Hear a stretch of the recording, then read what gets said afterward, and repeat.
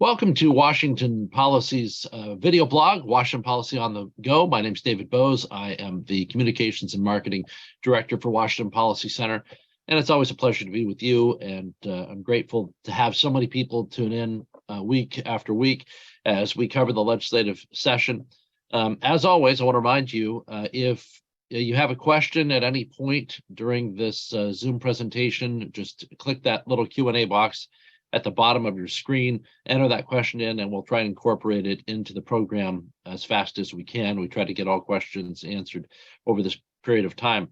There's been an awful lot going on over the past week. For those of you who've been following Washington Policy Center on our social media channels and our blog, you know some of this information, but a lot of people don't. Let's face it, we all live very busy lives, and it's tough to keep track of everything that's going on all the time, and that's one of the reasons why we're here. Right now, what I wanted to do was share with you this this detail from Jason Mercier that just came out today. It's a blog about lid tax, local improvement district, and we'll get to that with Mark toward the end of the program. We'll also talk with Mark Harmsworth, who was here last week, but there's been some new developments on the issue of affordable housing, especially if you live in Spokane. But keep in mind, whenever new revenue increases show up, they could easily transfer from wherever they are to the west side of the state, such as the appetite that government has. Reminds me of the classic Reaganism that government finds a need for all the money that it gets. It doesn't ask for the money that it needs. It finds the needs for all the money it can get, and no doubt there's the increase in a fee will just astound you. I did a double and a triple take, and I'll ask Mark about it. I don't want to tell you what it is now, but you will be stunned when you hear about some of the fees and the level of increase that's happening in Spokane. So we'll talk about that. Also, I did want to share with you, Todd Myers, our Center for the Environment Director, spoke at MIT, the Massachusetts Institute for Technology, recently, and that video is now available on the Washington Policy Center YouTube channel. Now, you can watch his full presentation there. That is available. I've also sliced it up into different stories that he shares in that presentation, including his story about the company E-Water.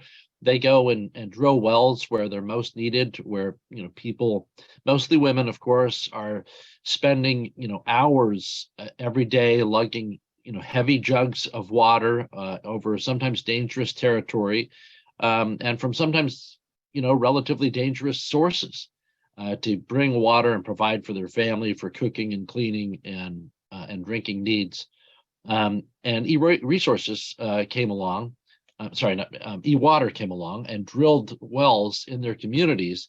And Todd relates how they charged a minimal charge so that the well water wasn't free, but they would have to pay just a penny or so, for pennies for use. And he reveals how the pricing structure, it encouraged conservation, and it also allowed them to build up some wealth in their community so that this money was just transferred to an account for well upkeep.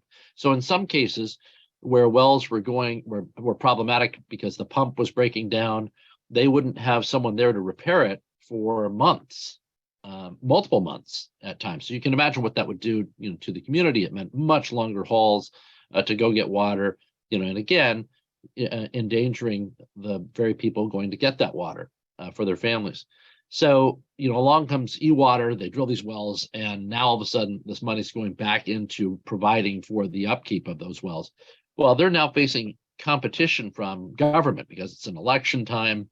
There's some competition between parties. They want to offer something free, quote unquote free. So there's been, in some cases, they're drilling wells where E-Water has, and then offering it for free, saying, look, you don't have to pay. But of course, there's no provision for the upkeep. So what they're watching for is to see what happens over time if they manage to shut down the E-Water well. What happens over time with this, and we've seen this before. So Todd has some really interesting stories in that MIT presentation. He also compares the plastic bank cleanup, where they identified where, often in our pop culture, we get the impression that ocean plastic is primarily an American problem, that we're the ones that are pouring the plastic into the ocean, and that's where the biggest issues are coming from. But the studies are showing that there's some select areas that are overwhelmingly the largest source of ocean plastic. And what Plastic Bank did is they found, where the primary problem was at its core, and they're trying to pick it up before it ever reaches the ocean, because it's much more expensive and difficult to get it out of the ocean than it is to stop it from becoming a problem to begin with. So it's a really fascinating conversation and analysis where he compares the efforts of Plastic Bank and how much they're able to clean up and keep from getting into the ocean versus the world's largest ocean cleanup and how much they've managed to get over a period of time. And then he shares that story about the California energy crisis, where they were facing, blackouts and big problems coming, and they sent out a text, to their customers. The public utility did, and they sent out a text saying, "Look, we're on the verge of this blackout. So if you can, rolling blackouts. So if you can reduce your energy right now, we can prevent this from happening and conserve energy." And suddenly they had this dramatic drop of need from the customers because people got the information and responded to what was coming. And so it's a fascinating analysis where it shows the power of small individual choices becoming an aggregate huge impact. And that's basically the story of Todd's Time to Think Small book about environmental solutions for today's most challenging issues. So check out his speech at the Massachusetts Institute for Technology on our YouTube channel. And then if you find your favorite story, those are going to be all cut up. They're being released, every other day, every day or every other day or so. And you'll find that story, and then you can share that as well on your social media channels, we hope. So don't just let them sit there, and make sure you share them with others if you find any of his work and story there exciting. I also, before we get to Mark, wanted to point out a new column by Danny Westneat in the Seattle Times. It was a really solid piece, and it reminded me of the late Senator Doug Erickson, who was our Champion of Freedom posthumously award winner last year. Westneat's column detailed how the city of Seattle was in trouble because they have been ignoring some of the challenges that the dams that power the city have been presenting to fish along the Skagit. So the city has 3 Skagit River dams. Remember, this is the same city that has been calling for the destruction and the removal of the lower Snake River dams for 20 years or so. And Westneat points out that this lawsuit's been going on against the city, and the judge has come out and said, hold on, the city has not ever had any fish passage for salmon or a hatchery alongside their dams. And so this Skagit County also points out that while the city utility has been saying that they are the greenest utility in the country, and the city of Seattle claims to be the greenest ever, that the language that they're using, rather than just being, as the judge puts it, mere puffery, which is a great phrase, rather than being mere puffery, it has created behaviors within the environmental community that has stopped others from being able to have a real solid rational debate about what needs to be done along the Skagit to improve environmental conditions. So Skagit County government said they've been paying a price for this grandstanding, the grandstanding on green issues in public, and it's been binding their policymakers and causing the public to avoid the true situation and the costs of available trade-offs. So you should read Westneat's column. It's very solid, and it goes back to Senator Doug Erickson, the late senator and our champion of freedom last year. You can watch our tribute video, which is available on our YouTube channel, or you just go to the blog at Washington Policy Center, where we link to Westneat's column, and we link to, here, I'll put it in the chat function for you. And we also link to the tribute video there. And so the reason for this is that Erickson once, when the city of Seattle was doing this resolution where they wanted the removal of the lower Snake River dams, what they did was, here we go, there's the, oh, sorry. I think this is to everybody here. Let's see here. There you go. And now you all have the link to that. Erickson pointed out the city of Seattle, while calling for this dam removal, hasn't addressed the way that its own environment has changed over time. So while they're eager to control that of Eastern Washington and rural residents in the state, Erickson pointed out how the landscape has changed with the Ballard Locks, with Lake Washington, and how they've changed, access to the rivers and waterways in Seattle and King County, and how that might change if Seattle prioritized their own waterfronts and waterways the same way they want others to prioritize theirs. And by the way, Seattle has been in desperate need of additional cleanups, and that's setting aside the issue of their dams in Skagit County, although that also was a part of it. So Erickson pointed all this out, and it was really a legendary, I guess it's referred to like as a legendary legislative stunt, but it also pointed out a real hypocrisy. And I think it highlighted, sometimes you use things like this to highlight real issues. And I think he did very successfully at that time, because it's something that, people around Olympia never forgot. And if you saw that, you never forgot it either, because you thought, okay, well, wait a second, they're calling for all these changes elsewhere, but they haven't looked in their own front yard about what should happen and how that should change. And then one more thing I wanted to share with you before we get to Mark Harmsworth about the massive increase in certain fees that will impact housing prices in the Spokane area. There was some statements made by the Superintendent of Public Instruction, Chris Reichdahl, on the Inside Olympia program. We have the clip of that that's available to you. That I also blogged about that, where you can see that for yourself as well. There's the link to that is in your chat function there if you haven't seen it. But Reichdahl was slamming at Washington Policy Center, basically saying that we're not trustworthy and we're a far right group and all this. But he was really avoiding what was the key issue, which was test scores. And again, it's a masterful example of avoiding the actual, the topic of conversation. WPC's Director of Education, Lee Finna, put together this information. He was asked about it by Austin Jenkins, the host of Inside Olympia. And then instead of focusing on the real issues that are raised by Lee, the focus is on trying to diminish the opposition, the critic. That would be us, the Washington Policy Center, so that you don't have to address the actual issue there. So there's a write-up on that, and you can see what it is that Reichdahl had to say with that link to the video, and the video is embedded in the link I just shared with you.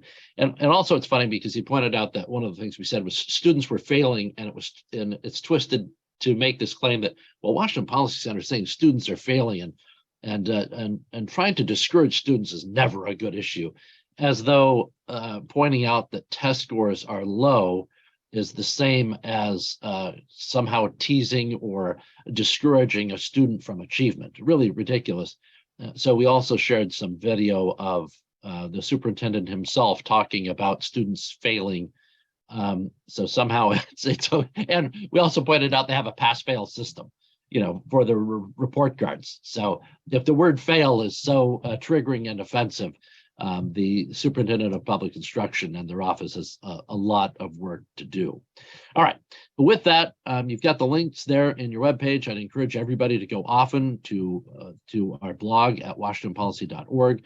We have a brand new publication today from Jason that you have to check out. It's an analysis of some joint resolutions that call for property tax relief in Washington State. And the reason why it's so important isn't because of the property tax relief issue as much as it is that two of them include a clause within it that would basically pave the way for income taxes again. And they blatantly seek to control or discourage certain kinds of property ownership. And so it's a must-read analysis from Jason. I will put that link in our Q&A in your chat box as well on the Zoom, so you'll see that. But we'll talk with Jason about that hopefully next week. You can read that policy analysis right now. And again, don't keep that information to yourself. Be sure to share it with others as you can. Other people who are aware and interested and want to be involved. All right, let's get Mark Harmsworth, our Center for Small Business Director, on the program. And Mark has written a new blog that's also just jarring.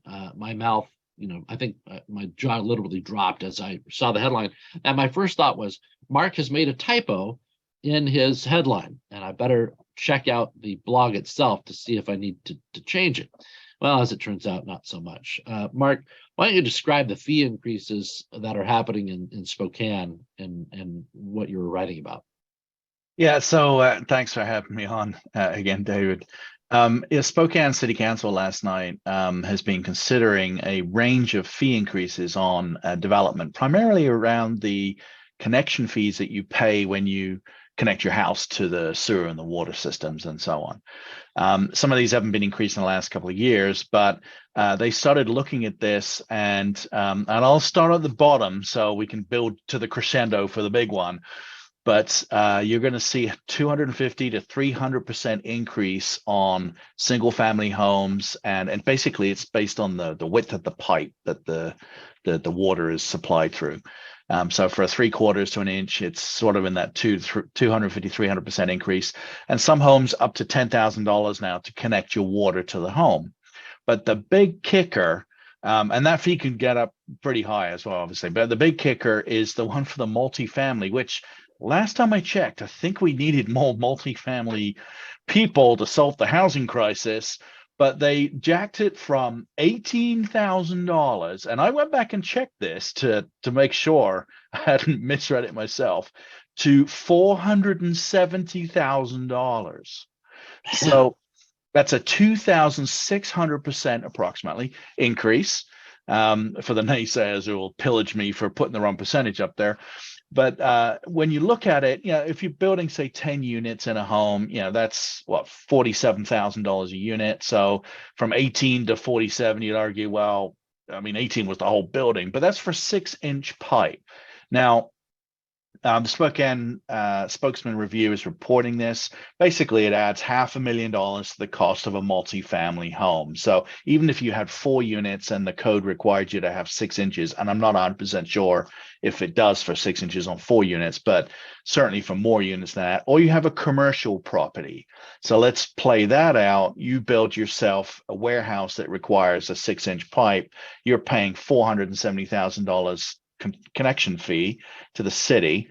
And now where you're going to, I mean, you've literally just built maybe a $2 million building, and then you're spending $500,000 on just connecting your water because you're a commercial property with a 6-inch pipe. And Tom Hormel, he's the president of the Spokane Realtors, made this very astute comment that a lot of the fees were being collected and they were going to be spent at the airport for some improvements there, which I have no opinion on the improvements. Yes, we're good, or no, they're bad. But his point is salient in that, aren't we supposed to be fixing housing costs? And instead, we're spending it on the airport. And he made a joke that everyone would love the new airport because that's where they're going to be flying out of because they can't afford a house in Spokane anymore. So I thought that was somewhat comical. And what's really at the bottom line here, an absolutely terrible decision by the Seattle. Excuse me, that's a Freudian slip for you. That was your point earlier, David, is that it doesn't take long before Seattle will hear about it. But the Spokane City Council, they've done this. Now, they had another option. One of the other council members had come forward with a different fee schedule and delaying some stuff and doing some studies to figure this out. And of course, we have our own study that we put together, written by a fantastic author, that talks about how to do this without increasing taxes or fees, just by reducing some of the government regulation on the streamlined permitting. So Spokane City Council, completely the wrong direction, 2,600% the wrong direction. And they're going to be really hurting that development there in Spokane. Have we lost David? There we go. Trying to figure out how they think that this is an aid to that this aids their cause of affordable housing.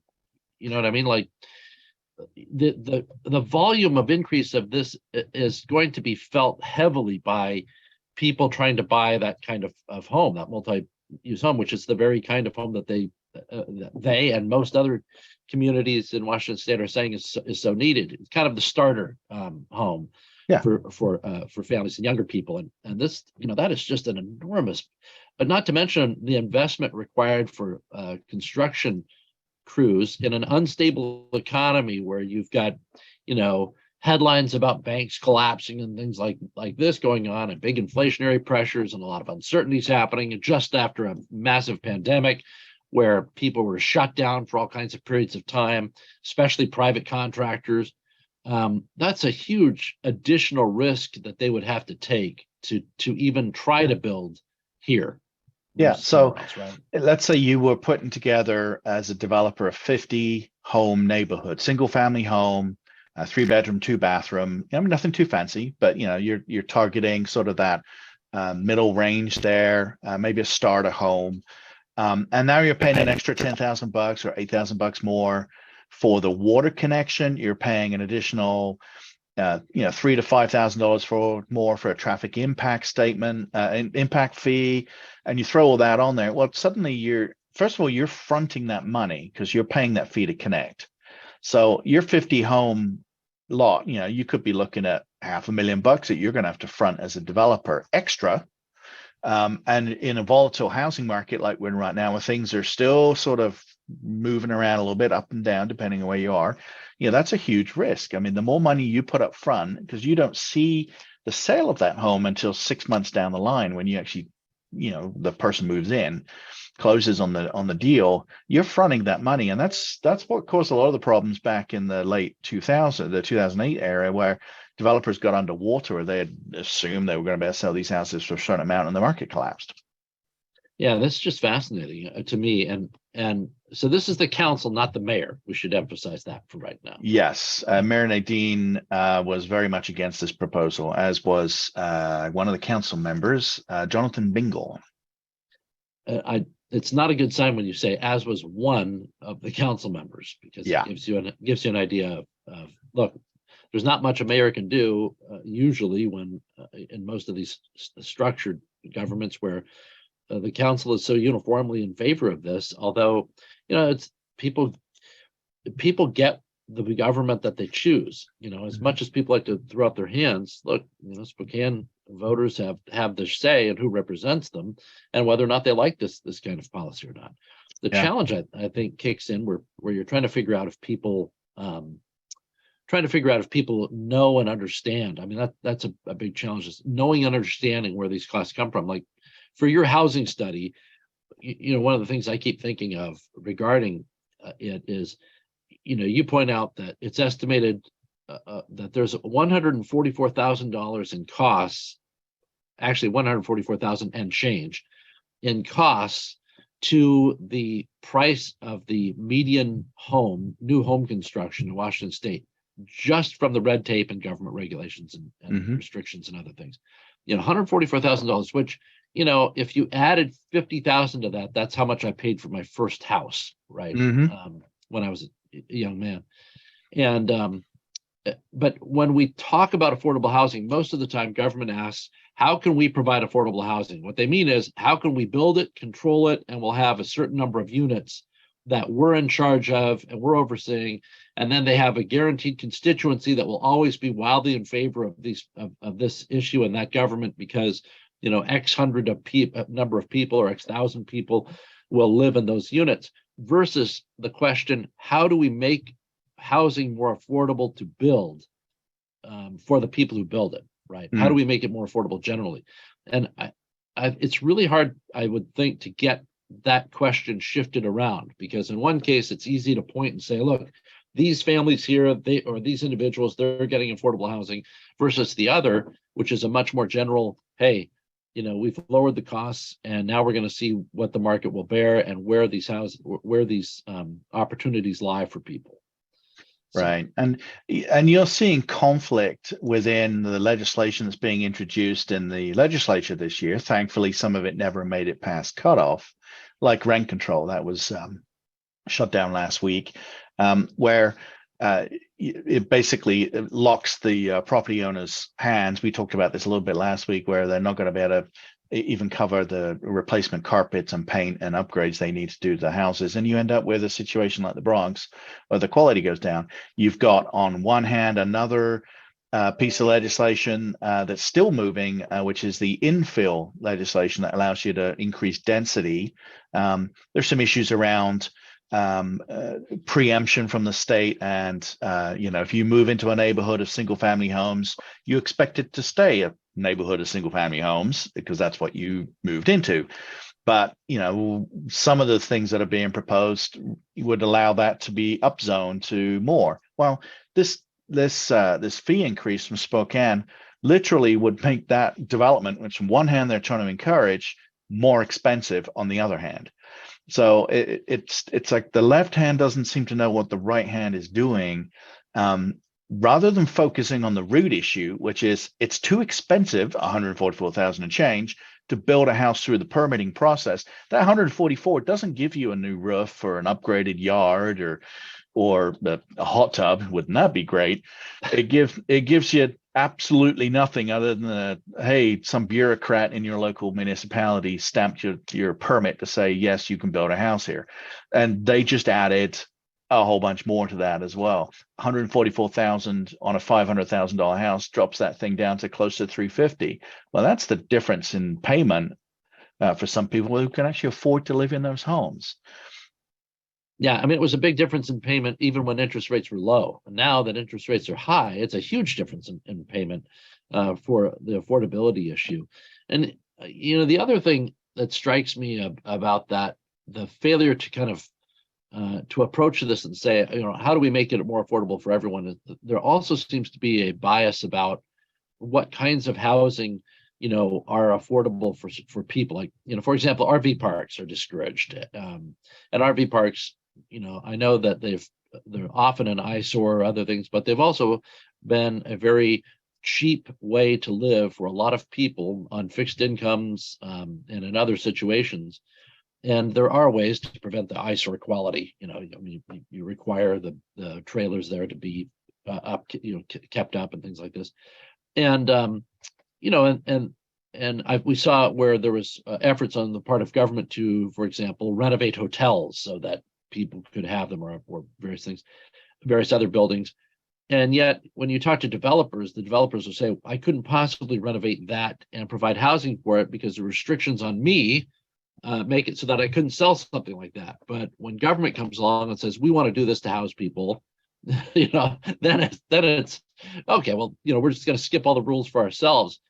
I think, a lot more introspective, a lot more humility, and a lot more of a shift in balance of as far as whose function is it to provide this housing, versus whose function is it to make sure that housing can be safely and cheaply provided, right? I mean, you might have codes and safety rules, but that doesn't necessarily mean you have to build it yourself, maintain it yourself, especially if you're not the one. You're not going to respond to incentives like somebody in the private sector is, because you don't get the market information. Right. So. And just touching on mobile home parks and prefabbed homes and that type of thing. Traditionally they were set up on the outskirts of cities and towns to provide affordable housing. And we've got one that's very close to where I live, and it's a great little community. The people in there are really friendly. Yeah, sure, they live in a mobile home, a constructed home, but that's great, and they can afford that. And the whole thing's it just works for some people. Some retirees, they're quite happy to be there. I mean, that's it. They don't want to spend a lot on their housing, and that gives them the money they want in their retirement. But then the cities and the state comes along and starts upzoning them into mixed use residential, and suddenly you can't even have those. And as the cities have expanded, you can't even have these areas. They have to move out of town again and find somewhere else to set up camp, if you like. It's a shame. I think it's a great way to provide affordable housing for folks, and we should be certainly doing that, particularly on the outskirts of our towns, or even like in our case, we have one that's right in the middle of our town. So it's frustrating that the state will just come in and start slapping fees on these things. I bet if we dug into it, we'd find a bunch of stuff on mobile home parks that were driving the prices up there too. Some bureaucrat had some smart idea one day and got up and said, let's do this, which is what this is. I mean, they're talking about all these fees, but they're not really talking about what are the fees actually for, other than the fact they want more money to go spend it. And that was the point you were making earlier is, government is like a 4-year-old child.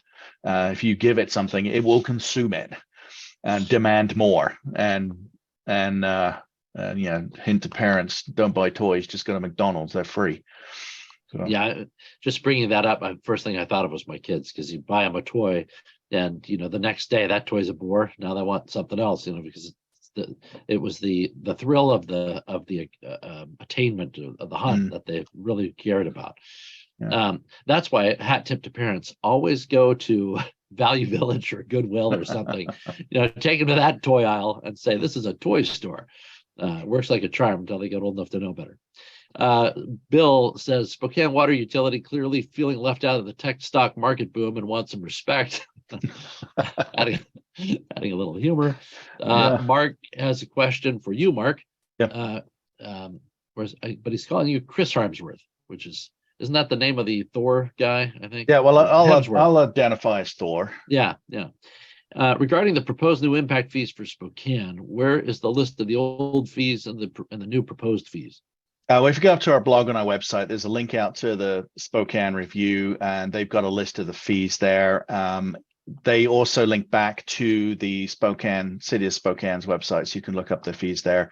So some of these fees are like if I remember off the top of my head, actually, I can probably just look this up real fast for you here. The link, everybody, the link itself is on your chat screen there. So I've provided 3 links today, and one of them is for that. Yeah, there's a transport impact fee that went from $1,230 to $3,000. In the Latta Valley District, that goes from up to $7,500. They've got another impact fee that goes from $105 to $236. That's not so big. And then the water connection fee for a standard 1-inch pipe is going from $1,232 to $2,400. And then the big one, obviously, is the one we've mentioned here. 3/4 inch goes from $1,232 to $10,407. And then the 6-inch pipe is the $18,000 to the $470,000 increase there. Wow, it really just blows me away. Back real briefly to the trailer park issue. I've had friends and family and others that have lived in those trailer parks as well, and they've liked them. I mean, one of my friends moved from his trailer park and I think moved down to the south, but he had, he was wheelchair bound. He had a very spacious mobile trailer that was outfitted for his needs, and it was nice. It was a nice home, nice community there. But what stunned him is when he was getting ready to sell, and it's just the trailer because he parked in one spot. There's so few spots available in the region that the trailer that he paid, I want to say it was like $70,000 for back in the day. When he left, he got a little over $200,000 for the privilege of being there, because there's no other affordable spots out there. And it was just, the demand was just intense for this kind of thing. And keep in mind, loans on such things are not the same as a housing loan because of the nature of the product. So there's big needs out there. Well, that's demand and supply basics. I mean, if you increase the supply, to meet the demand, the cost is going to go down, and maybe that's what we should be looking at, some options around that, where we can increase that availability. It's kind of like the micro home thing, Exactly. And there's no opportunity cost, right? I mean, if for people looking for something affordable within the $200,000 to $300,000 range, and this was a community for people over 50, there's limited options. So his little trailer being one of the few options made it worth a lot more money. Real quickly, I did want to address the improvement tax, a local improvement tax that Jason blogged about today on our site. Seattle getting a bit of a slapdown when it comes to this tax, because they did the study for assessed value for the folks they wanted to charge under this new tax. The people that were going to be charged appealed and said, look, this pandemic just hit. Our property values that you're estimating are just through the roof crazy. That's back when you're assuming that the boom is happening forever, and it's not. We've had this pandemic. It's changed the value of commercial and residential property here. The interest rates have gone up and all this. And basically Seattle was saying, well, yeah, you've got a point, but unfortunately you didn't make this point in 2019 because that's what our study was. So we're not going to listen to you. We're just going to charge this big tax. And they got the big smackdown. Any thoughts on that? Because I thought it was really interesting. Mercier, nothing seems to miss him at first. I wondered how he got that, but I think he must have some sort of a search alert for courts and taxes where he finds out about anything remotely related. But yeah, electrically connected to him. Yeah. So just generally, the lid concept, and I liken it to something I'm more familiar with, which is the transportation benefit districts. They're a reasonably fair way for a municipality or a county to assess a tax to pay for a specific need. So as an example, and all of these things, the way I always look at this is you're elected to government to take care of the money you have in the budget. And if you've done that and you still need more, go back to the voters and ask them for it. Right. So that's what I like about transportation benefit districts. Let's say you've got a small municipality of say 20,000, 22,000 people. Sounds like ill reek. And it needs its roads fixed. So you might put in a transportation benefit district around that municipality, get it voter approved, and you take X number of percentages per 1,000 off the property taxes or whatever the sales tax is, whatever you decide as the benefit district, to pay for those improvements. Once they're done, the district expires. So it's kind of like, think of it like a toll for a bridge, but you're actually fixing the infrastructure. And again, this is really only if you can do this with the money the voters have already approved with you. So the lid in Seattle is a similar concept. They've passed this to pay for some parks. Arguably, it's you could say the parks weren't necessarily an essential city function. They should have been fixing the roads, which is what they should have been doing.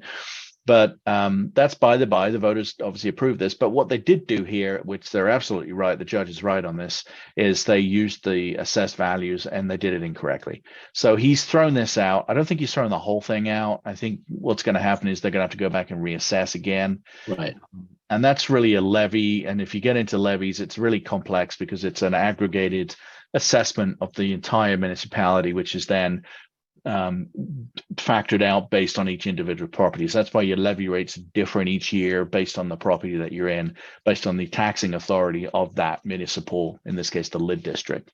So I'm glad he threw it out because it isn't fair that they assessed that. And we know this because the county is sending me a tax bill right now for a value of my property that was last year, which it isn't valued at that anymore. So there's a lot of things they need to be able to do here. But yeah, I'm glad to throw it out. Yeah, I'm hoping to speak with Jason about that next week. Just FYI for folks, check out Jason's blog. We'll talk with Jason next week more about the Trojan horse involvement with the property tax relief issue in the state legislature, where you've got this, hey, look, we're trying to provide property tax relief, and also we're going to change this clause in the state constitution that requires a uniform taxation of property. And one of the reasons we want to do that is because we need to be able to disincentivize people from owning certain kinds of property. So they want to, control the kinds of property you want. You can just imagine people who have Airbnbs or have rental units or other things, that suddenly they might want to discourage that because you're just taking advantage of people anyway, and all this kind of nonsense. It would seem like that would open the door up for a Prop 13 if they went with that option. Good. So, well, we'll have Jason on. We'll talk about what those resolutions look like and where they're at in the legislative session next week. I'm hopeful for that, and also we get his update on this Seattle lid issue as well. Final comment from Bill. He says mobile home parks are the go-to affordable housing condition for a lot of our country. They're called trailer parks, far better than living on the street or in one's car, and they can be done quickly. We've helped an employee in our restaurants buy one, and she's tickled. Yeah, I mean, like I say, I had a really good friend when I graduated college it was outside of high school, outside of college. Anyway, back in that era of my life, she was renting a trailer, and it was a real nice one. Her parents provided. She and her sister lived there because they calculated, hey, living here, I think they're only paying $115 a month for utilities and stuff there. And by not doing that, they were saving money for college, and making huge gains, So, it's a rational economic decision for a lot of people, and it's a safe way to live, and it doesn't, it can be healthy and happy and all that kind of thing. So yeah, that's great. Yeah. Appreciate it. All right, Mark, always look forward to talking to you and look forward to your next blogs. So I want to thank everybody for tuning in today, and we'll see you next week. We're a weekly thing. As long as the legislative session is underway, then we'll switch off to every other week. But legislature is still hopping. So we're still showing up every week here at Washington Policy on the Go. I want to thank all of you for attending, and we'll see you next week.